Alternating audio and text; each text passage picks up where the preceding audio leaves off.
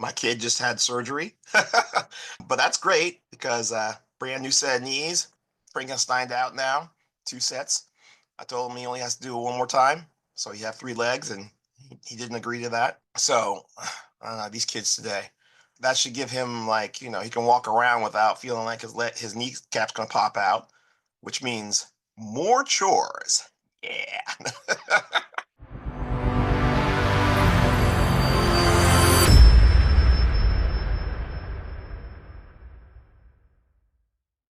Welcome back to Geek Channel 8, or GC8 as we like to call it for short. I'm Eric. And I'm Will. I'm currently in a D&D game. My character is like vehemently anti-werewolf. And that was the character conception from the beginning, Yeah. orphaned, parents killed by werewolves, whatever. Well, we ended up uh, going up against a pack of werewolves, and some of them got bitten. And it's kind of like she's like, "Well, it's too bad. You're gonna have to die." Yes, it has become a source of tension in the game. I did actually decapitate one of the other PCs, so Well, that made them better, right? sort of. They had to be resurrected, but Mean, I don't see what the problem here is. I don't know though. 'Cause resurrection can be pretty resource intensive.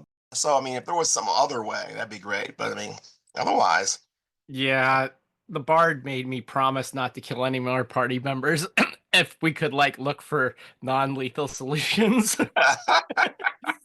which I agreed to, provided that none of them werewolfed out on us again. that actually seems very reasonable. Yeah, no, it's very much the prototypical zombie situation.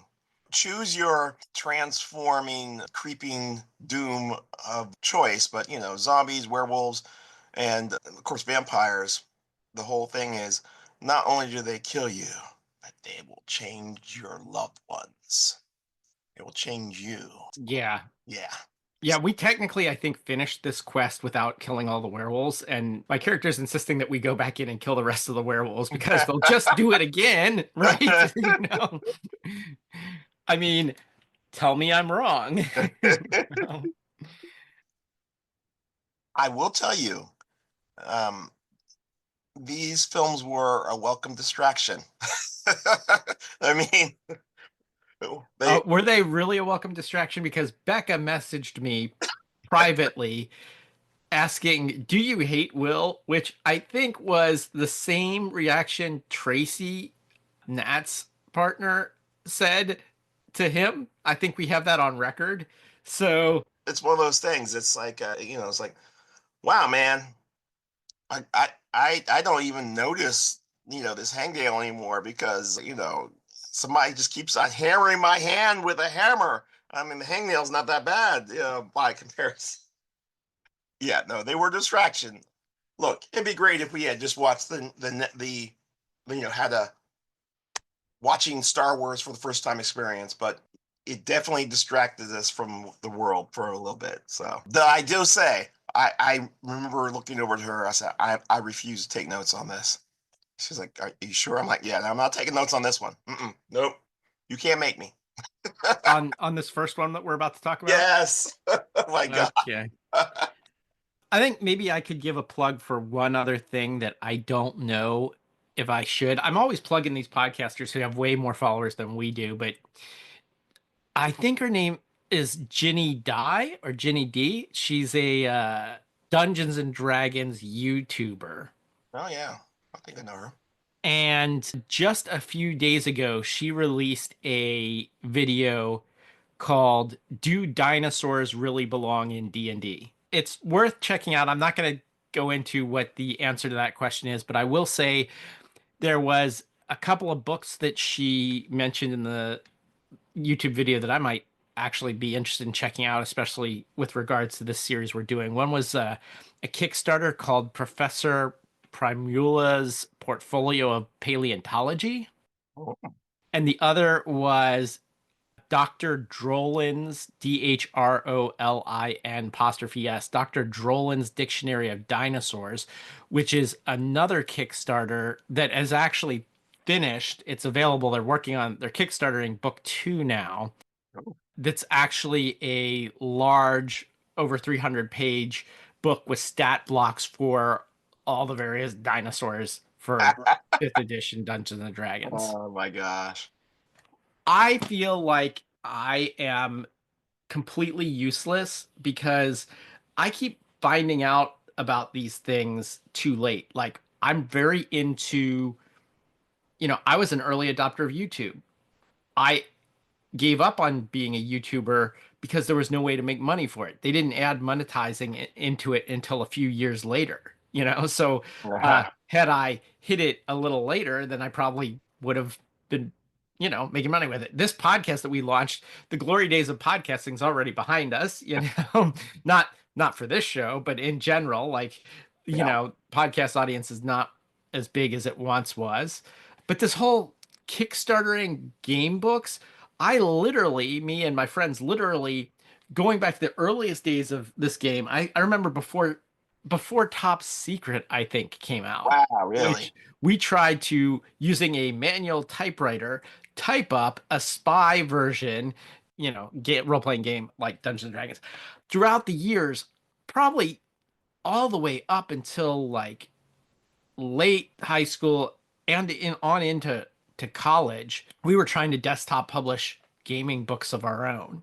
Hmm. I finally gave up on that, and now somehow below the radar, when I wasn't paying attention 20 years ago now, Kickstarter happens, and I originally thought of it in terms of my filmmaking, and it was super hard to actually Kickstarter a film.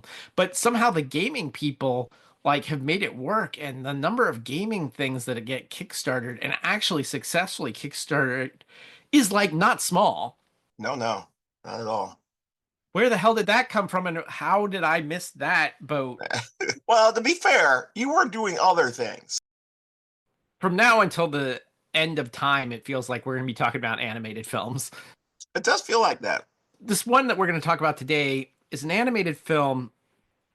It came out in the 80s, 1980, but since it came out in 1980, like the dawn of the 80s, it feels a lot more like the 70s Oh yeah. animated stuff we've watched, like Allegra non Tropo. So let me talk about the end of the 70s into the early 80s. In 1979, June 3rd of 1979, the Ixtoc 1 oil spill occurs, and I hope I'm pronouncing that right, when a blowout at the Ixtoc 1 oil well in the southern Gulf of Mexico, as it was then known, led to the release of at least 600,000 tons, which is 160,400,000 gallons of oil into the waters. Think about that. That's terrible. At least it never happened again. Yeah, marking the worst oil spill to date at that time. Some estimates suggest the total amount of spilled could have been as high as 428 million gallons, making it the largest unintentional oil spill until the Deepwater Horizon oil spill in 2010. Oh my gosh, it did happen again. You get the fossil fuel connection there? Yes. Oh man. Speaking of fossils, July 1st, 1979 now, the Sony Walkman is released for the first time in Japan. On August 10th of that year, Michael Jackson released his groundbreaking album Off the Wall, which sold 7 million copies in the United States, achieving 7 times platinum status. Just a month later, September 16th, the Sugar Hill Gang released Rapper's Delight, becoming the first rap single to reach the top 40 of the Billboard Hot 100. Wow. October 26th, 1979, the World Health Organization, that Who? organization who we just pulled out of, announced the eradication of the smallpox virus, making it the first of only 2 human diseases to be driven to extinction. The other being rinderpest in 2011. Rinderpest? I don't know. It's I don't even extinct. know that one. Much like dinosaurs, they are extinct as far as we know. That's- Jurassic Park tells us things can be brought back, right? it does. November 5th, the radio news program Morning Edition premieres on National Public Radio in the United States. December 3rd, a crowd surge at the Who concert at the Riverfront Coliseum in Cincinnati results in the tragic death of 11 fans during a crush for unreserved seats. 1980, January 6th, the Global Positioning System, GPS, time epoch begins at 0000 UTC. February 13th, the 1980 Winter Olympics open in Lake Placid, New York. March 8th, the Soviet Union hosts its first rock music festival. April 14th, Iron Maiden releases its debut self-titled album, Iron Maiden, in the UK. Whoa, I did not realize that. I thought they were older than that. And then May 21st, BC Rock is released. Now that's the French. The French one came out in 1980, right? Yeah, missing link. Okay, so here's the actual story behind that. Picha had huge success with the 1975 film Tarzan La Honte de la Jungle or something like that. Again, I'm sorry, we're actually pretty popular in France, so I apologize to our French listeners, including the French Canadians. So basically, I think that translates to something like Tarzan, Shame of the Jungle. Yeah. The description for this film was, I haven't seen it, but it is, quote, Shame, the ape man of the jungle, sets off to rescue his woman June when a gang of giant penises kidnap her. Unquote. Yeah. Yeah. Very Uh, French. Very French. oh my gosh. Oh yeah. Yeah. I had to look into this a little bit too. Is that so? The director had some things before and some things after, and it's all adult, I guess. And in that sense of when we were kids, and there was a heavy metal magazine, and you're like, Hmm. oh man, that's got adult content in that, and you're like 9 or 10 or 14 or whatever. And I really want to see that adult content. And the thing about the adult content in Heavy Metal Magazine, it's not about like, hey, we're dealing with heavy, really deep subjects. No, it's just boobs and stuff. And it's exactly the adult content that would appeal to a 14 or whatever. Well, keep in mind that that probably appealed to a wider range in 1980 before, you could see boobs on the internet anytime you wanted. That's true. Yeah. Oh my gosh. Oh, but yeah. It was a rare sight. That's all I'm saying. But just the idea of a gang of giant penises kidnapping his woman, I'm not sure if. Oh well, there's an explanation. I had again had to, and I was compelled. No, they're queen. Booba's Queen Booba. It's something. It's a joke about boobs, Boobazilla or something like that. She sent them. So that's why they're giant penises. That Okay, explains never everything. mind. So Picha was inspired to take on another big topic, Darwin and the theory of evolution.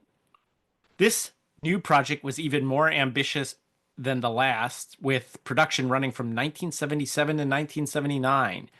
The animation work happened across multiple locations, including Belgium, New York City, France, and London. So that's all I'm really going to say about the background to this particular film. I will say that this features a whole bunch of species of various time periods.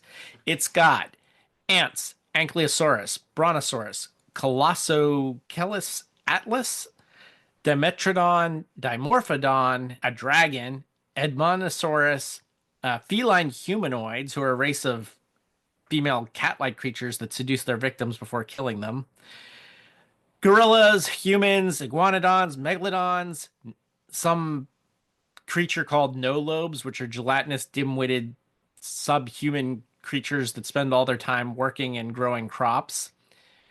Pachycephalosaurus, Pteranodon, rats, Smilodons, Stegosauri, Triceratops, Tyrannosaurus Rex, and woolly mammoths. So quite the All over the place. quite the range. In 1984, an American dub was released in some theaters and on home video by Almy Pictures.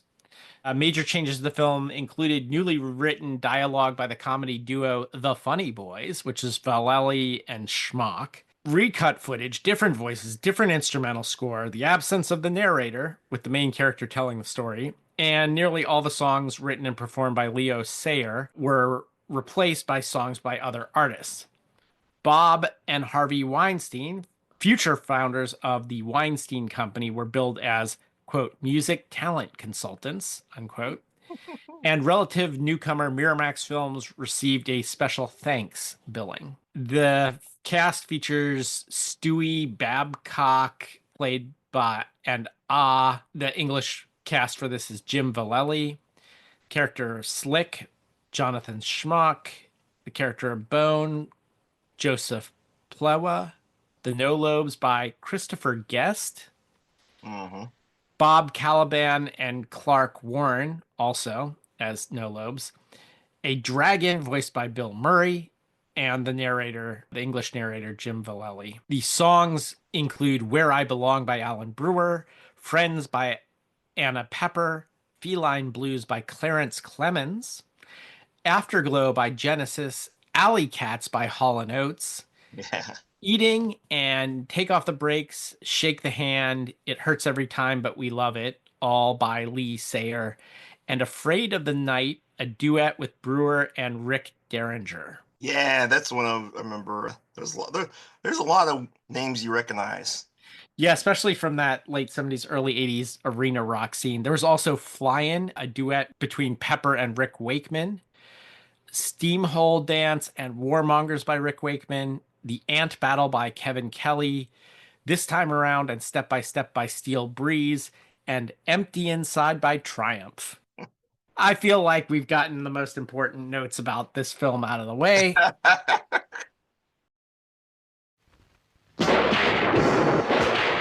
200,000 years ago, give or take a few centuries, man made his first appearance on Earth. He didn't make a very good impression. Homo stupidens. In fact, on a scale of 10 for intelligence, he rated -2. But then something happened. By a pure freak of nature, a different kind of man-child made his debut. And the world has never been quite the same since. The trouble is, you're a man. Man? Right. A dead end, a non-starter, a knuckle-dragger. After years of hysterical research, here is the inside, outside, and upside-down story of O, the missing link, and his earth-shattering evolutionary adventures with Igwa the dinosaur, Croak the pterodactyl,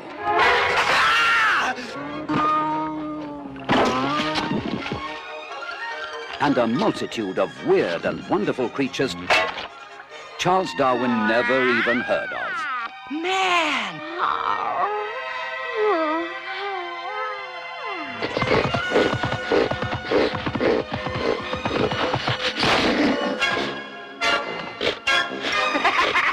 Me want water.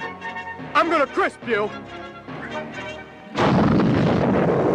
Bringing in the sheaves, bringing in the sheaves. Bringing in the sheaves.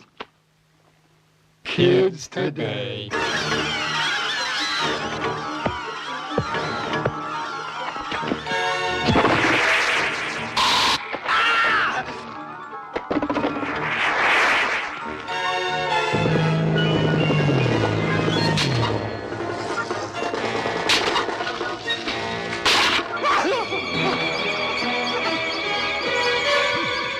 Suffering snakes. It's the fuzz.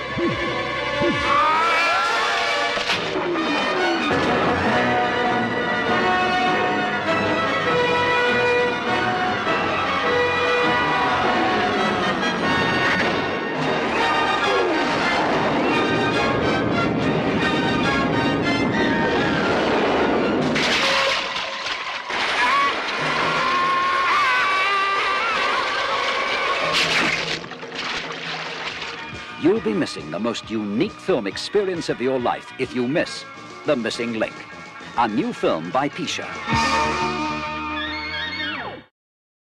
Let's jump into it. The year is 196,303 BC. I don't know why they chose that particular year, but that's the year it is. There are a group of cavemen that crawl out of the mud. They immediately all are trying to get food. And so, after a couple of failed attempts to find something, they decide to resort to cannibalism. And then, out of nowhere, they meet some women, but have no idea how to get busy with them. So, the elder caveman witnesses a pair of stegosauri. I never know what's Stegs. getting it on and thinks, hey, that looks like a good idea. And he tries to replicate the action with one of the women. Fast forward 9 months, and that woman is pregnant, giving birth to two boys named Ah and Stewie. While everyone loves little Ah, Stewie freaks them out, so they abandon him. Meanwhile, at the same time, a brontosaurus leaves behind one of her eggs, and Stewie and the abandoned baby brontosaurus Bone become fast friends. Years pass, and while trying to feed Stewie, Bone finds a stranded egg, and as Stewie is about to snack on it, the egg then hatches into a baby pterodactyl named Slick. Stewie and Slick click instantly, but Bone gets jealous and doesn't want Stewie hanging out with him. Stewie becomes more of an adult and reunites with Slick, who wants to help Stewie get smarter. Their first lesson is how to fly. Just as Stewie's about to take off, Bone steps in and pulls him away. I could go on, but that's enough to get us started here.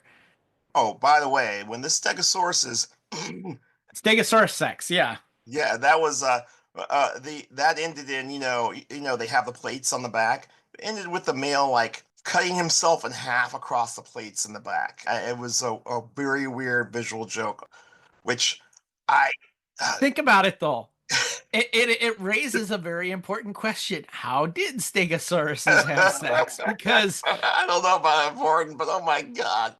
According to paleontologists, they propose that the female stegosaurus would actually lie on her side, positioning her plates and spikes away from the male. Aww. So someone has considered this problem already. And they came up with something other than the male just splitting themselves in half. I don't think that. I mean, these experts, what do they know? Really, what do they know? Nothing. Can't prove anything. Yeah, I mean, and there are other proposals that I won't get into. Other possible ways it could have happened. But anyway, continue. The cavemen, they go past these rats and they're like, shh, be quiet. Those are, they're dangerous. Those are immigration agents. And I'm like, what is going on? What's that about? But, as you were talking about where all the places where this animation was done, I'm like, yeah, Pika probably got ran out of all kinds of places. That's what I'm figuring. And that was just a dig at immigration agents because I don't know. Like, this is a hot topic in the news even today. But yeah, I mean, honestly, if you're part of the counterculture at any time period, then, you're probably not going to look at cops of any sort with great love. And especially if you're a European jumping from country to country before the European Union per se, not the way is now. It was a weird joke to be in there, but it was there. Okay, so the subtext of this is that I'm like, why don't they like Stewie? Well, I mean, I'm just gonna say it. He's like white and blonde. Everybody else is very shades of mud, with dark hair. Okay, so once again, whenever we have a caveman story, they're like, "Yep, it's gotta have Cain and Abel. It's gonna be two brothers." I mean, that's not always, but like that's a good bet. Oh, and a horrible father. Yeah. Oh, my wife points out that his junk is not showing most of the time. No, it doesn't. Yeah. So Stewie gets to have some modesty. So everybody else's junk is showing. Right. I don't even know what to do with that. Yeah. Oh, and let's get to Slick real quick. Yep. Slick is a jive talking pterodactyl. Yeah, in the English dubbed version. Yeah. Yeah, it's like painful in some places he's literally like, white people. I mean, what are you gonna do about them? I'm like, okay. Well, I'm not sure if this was the point where my wife would start texting you. It was like, okay, it's a cultural artifact. We'll take it where it's said, and that's what we do. Yeah, but I mean, honestly, can you blame him? Like, I actually liked him best. Like, he was probably my favorite character in this. Well, in fairness, yeah, he was always like, get wise, brother. You gotta smarten up, buddy. Of course, he starts out with like trying to teach a man to fly, and Well, yeah, I I mean, mean, he's like, I'm smart, I fly. What's wrong with you, man? Come on. yeah, I think someone once said that humans overvalue intelligence because they're intelligent. Ah, yeah. Like, if you were to ask a Tyrannosaurus, they would say, no, being strong and having sharp teeth is way more important than having intelligence, I think that anything that flies, like my biology teacher or whatever once like blew my mind when they were like, birds are dumb because they can fly, you know, which I hadn't thought of it that way before, but it makes perfect sense. They never needed to evolve higher brain functions because flight is such a good survival mechanism against anything. It's like Anything. something wrong, I'm just gonna fly away. It's like, I guess if you could fly, you would just assume that anything intelligent could fly. Why don't you just fly away, man? you know? You keep on getting in trouble, and you just stand there, or you start moving, walking and running. That's just dumb. I think at one point the dragon actually has to fly him somewhere to water. Oh, he does, yeah. This is a weird like loneliness story. There are times where he wanders into the jungle and like mistakes like wild boar and a giant worm and other stuff for humans. Yeah, he figures out he and what's the name of the dinosaur, that they're not the same, and so he figures he needs to go find people like him. And Slick, of course, saves him by flying him away, Yes. See, maybe that is the real. That's the thing. You gotta learn to fly. This is the whole issue. I feel like Pink Floyd's Learning to Fly should have been in this. Although that song didn't come out for a few years later. And then Bone is also trying to fit in with his Brontosaurus kindred, and they reject him because he smells too much like man. Oh yeah, that's right. He's like, yeah. Yeah. There's a lot more to this, but I don't want to spoil it for anyone that might want to see it. There's social commentary on work. Stewie, his triumph over the ants. He felt real strong about that. Didn't really get that one, but like there's a social commentary with the no lobes, No lobes, yeah. which is it's like yeah, people who work and produce food are apparently dumb. They just say the same things, dumb things over and over again, and they just just walking through life. There's a whole thing about where he invents fire and then tries to sell it to everybody, and usually to their detriment. It has very interesting takes on capitalism and communism, like people working together. Like the ants at one point are the most successful species here. They build a rocket 100%. ship. Yeah. Yeah, exactly.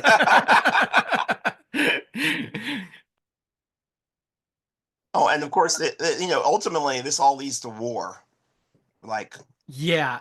So this is where this whole thing reminds me a little again of Yellow Submarine and Allegro non troppo. It feels like somebody was doing drugs. Someone was doing drugs. It also feels like there's like hippie messages in here. It feels like a political cartoon in a lot of ways, like you said about Allegro non troppo. It does, in my opinion, from the things I want out of this, it pales in comparison to heavy metal, which came out around the same time, right? God, yeah. First of all, in case we haven't mentioned it, this gets a thumbs down for me. I would not recommend this movie for most people. No. It is a relic of its time. It has not aged well. It's not all that much fun. And I don't know. People might like Rick Wakeman's music and Triumph and stuff. That's just not my taste in music. So I did not like the soundtrack either. For a movie that's supposed to be BC rock, it did not rock enough for me, Which touches on something I figured this out a while back is like I never put contemporary music in the fantasy stuff that I like. You just don't do it. It will not age well, even if it seems really cool at the time. I think Lady Hawk had the same feeling. I'm like, oh my God, this is so painful now to listen to the soundtrack for Lady Hawk. That hurts so much. I think early heavy metal music, not the movie, early heavy metal, like, Uriah Heep and, stuff like that, which would now be considered hard rock. Yeah. I think a lot of that stuff, Molly Hatchet, Deep Purple, Rainbow in particular, Richie Blackmore's stuff, all of that stuff from the 70s is like so perfect for sword and sorcery fantasy. To this Uh, day, it's still, I'd say there's very little except maybe a modern power metal that is equivalent to it other than classical music, unless you're going to have some kind of score like Conan the Barbarian had. okay, I'm willing to reconsider it, but like, what was the other one that totally different genre, but Carlito's Way. Loved all the music that they used in that at the time, and then when I was rewatching it, that was one of the things that didn't hold up for me. And some of it is, can't step in the same river twice.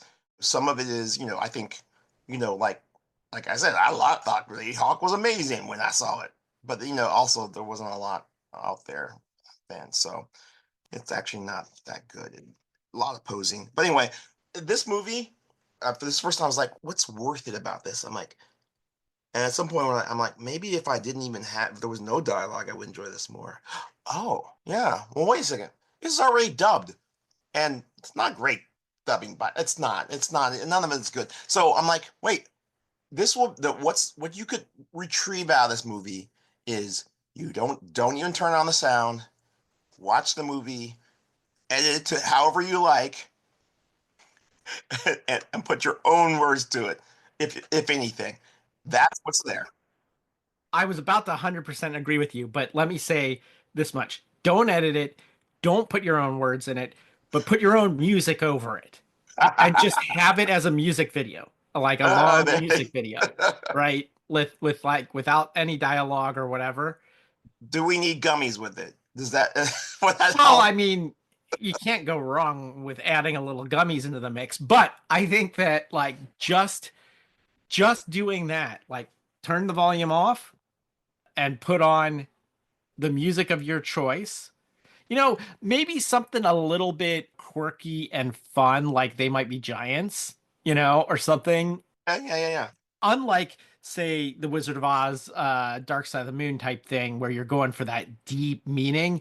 No, this might be more. This might be more what's your dude that your lemon demon dude that you always like talk about? Oh yeah, he would do something with that for sure. There's so many. You'd watch it, be like, is this line? No, it's not. Wait, is this line? No, but there's always something. He tells a story that's not you. It's not.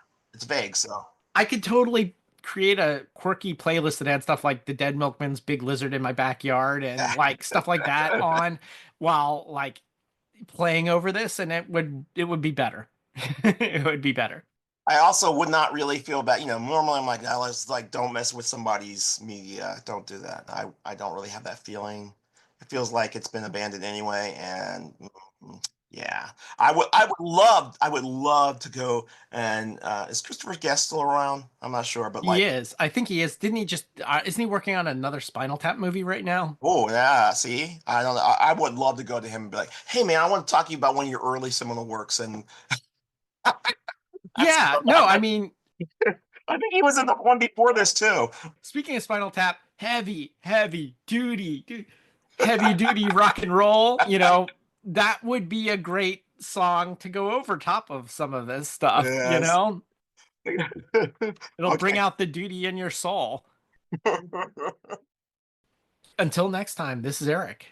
And this is well. Signing off.